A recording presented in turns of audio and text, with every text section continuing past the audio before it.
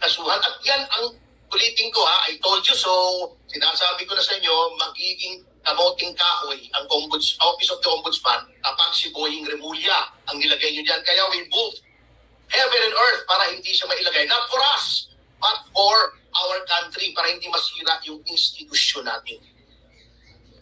Brief, okay, and to the point. Wala nang commentaries, okay? Okay, who's first? Wala. Oh, sige. Okay, ladies first. Ladies first. Maki. Kay Secretary Mike and Attorney Compassion.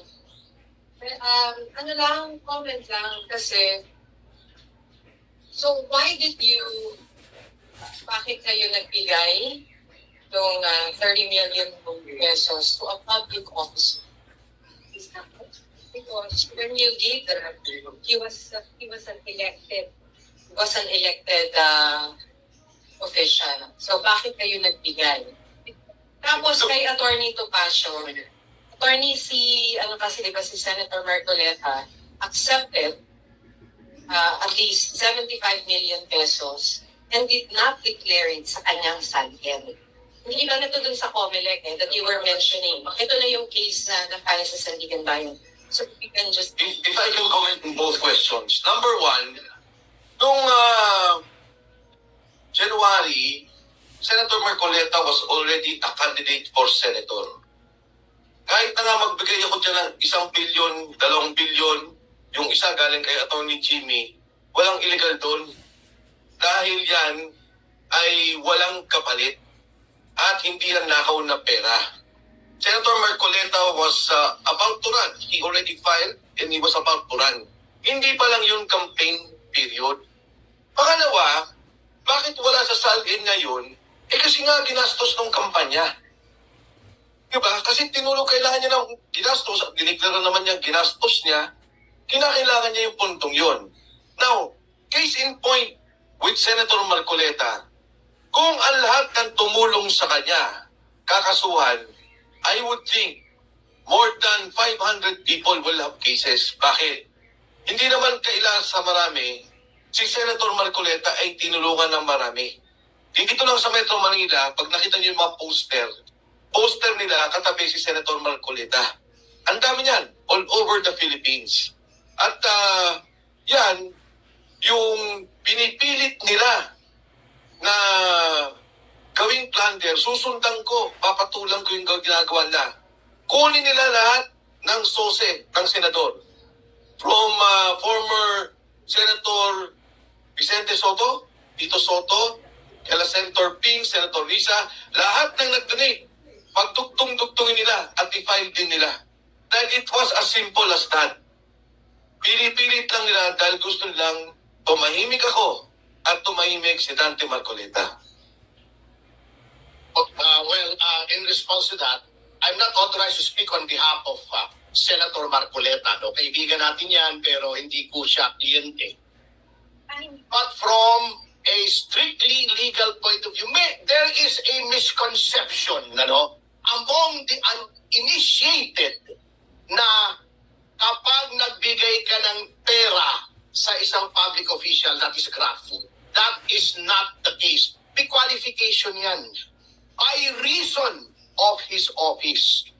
Ano yung by reason of his office? Office hindi yung opisinang physical o yung title niya. By reason of his function. Office can also mean function. Google niyo yan sa Merriam-Webster's dictionary kung anong ibig sabihin ng office. Yun po ang ginamit ng batas. By reason of his office, by reason of his function. What do you mean by that? Binigyan mo siya ng pera kasi may gusto kang gawin na within his powers nakapalit ng pera. Okay. Bakit binigyan ng pera si Senator Marcoleta? May hiningi bang kapalit? It is not by reason of his office. It is by reason of his candidacy. Okay? Meron ding precept sa legal hermeneutics or legal statutory construction. Construction, hindi yung construction ng bahay. Interpretation. Ang batas, kapag iyong ini-interpret, hindi mo ini-interpret in a vacuum or in isolation. Titignan mo yung related and Corrupt Practices Act. Hindi pwede tumanggap ang any public official by reason of his office. Anong nakalagay sa Omnibus Election Code? Allowed ang contributions up to a certain point kasi merong spending limit per voter per constituency. Probinsya, lungsod, distrito, nationwide. When you interpret a law, titignan mo yun. Contribution to a candidate is allowed. Wala naman sinasabing pagkakandidato ay sitting official. Whether running for election or running for a different office, hindi mo pwedeng bigyan. Allowed yan. Bakit? Kasi the framers of the law know enough na unless you're one of the wealthiest in the country, hindi mo kayang ponduhan ang kampanya ng sarili mong pera. Also, yan ay to prevent corruption. Bakit? Kasi kung hindi mo pera yung ginastos mo, nanalo ka, wala kang kailangang bawiin. Yan po, sabi nga nung professor ko, si Justice Diaz, he who knows the law and knows not the reason for the law, knows not the law at all. Huwag natin tingnan literal, yan ang problema sa iba eh. Komento ng komento, kaya nga sinasabi namin, hindi naman sa we are condescending towards people who did not study the law. Ngunit, ang batas po, napaka-komplikado. Hindi yung literal. Sabi nga ni Miriam Defensor Santiago, hindi dahil marunong kang bumasa, binasa mo yung batas, alam mo na yung batas. Marami pong nuances ng law, kaya nga po 4 na taon namin pinag-aralan at 6 na buwan pa kami nag-review bago kami naging abogado. Mahirap po yan, hindi pwede, binasa ko, public official, si Marcoleta, binigyan ng pera, graft.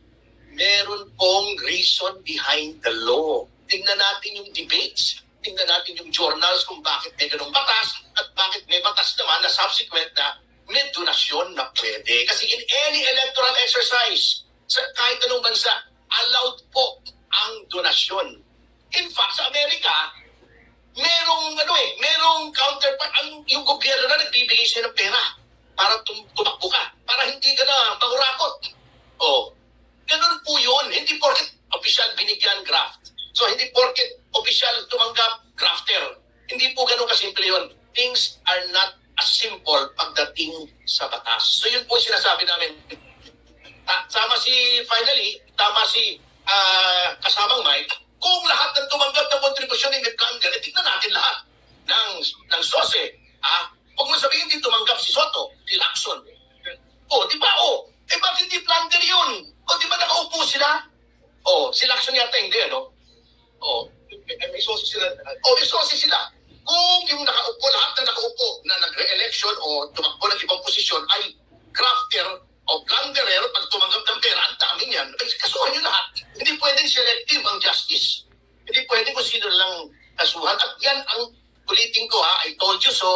Sinasabi ko na sa inyo, magiging kamoting kahoy ang Office of the Ombudsman kapag si Boying Remulla ang nilagay nyo dyan. Kaya we moved heaven and earth para hindi siya mailagay. Not for us, but for our country, para hindi masira yung institusyon natin.